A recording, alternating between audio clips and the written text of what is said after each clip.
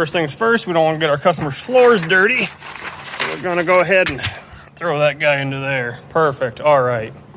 Prime example right here as to why you should always go through insurance. This customer hit a cow back in February and the guy didn't want to turn it into his insurance. And then the fight ensued. No money got exchanged and it just sat here because I would not start on it until I had a check in my hand. Now I have a check in my hand.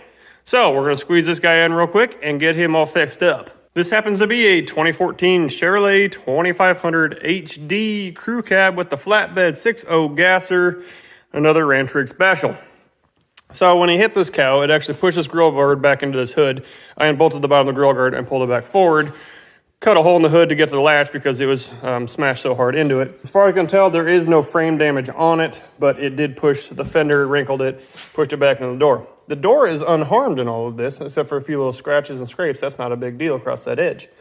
So it is getting this fender right here. You can see there's a little damage on it when it got shipped. It's right there. My hood is right here. I have the grill, the mounts, the lights, all the little pieces of plastic in behind there that all need done. I'll pull the grill guard off. This grill guard is bent. We move our hood latch out of the way. We can sight this thing down, and if you look at this bar right here, you'll see it has a nice curve to it, and then you see the bend in it right there. Right back there. You see that bend. The cow did hit on that side, and this side does have a big gap across here, and not one right there.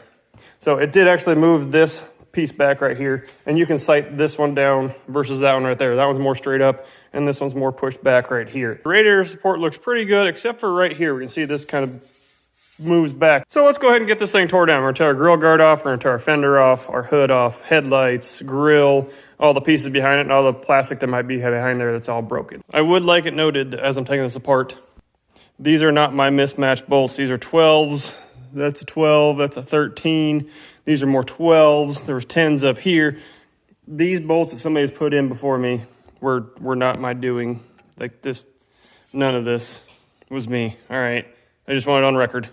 I was taking these out and realized, wait a minute, I need video of that. Otherwise somebody's gonna call me out on it later. Well, here I am about an hour and a half later. We are all tore down, and I will tell you, that thing is stupid heavy. I couldn't do it myself, so I had to wait for somebody, but we're all tore down with the exception of the mirror's got to come off, the handle's got to come off, our trim has to come off, Silverado's got to come off, and that molding's got to come off. And then over on top of this fender over here, it's all covered in bird crap, but we got a couple little dents that I'm going to fix because we're blending this anyway, so why not just make them happy.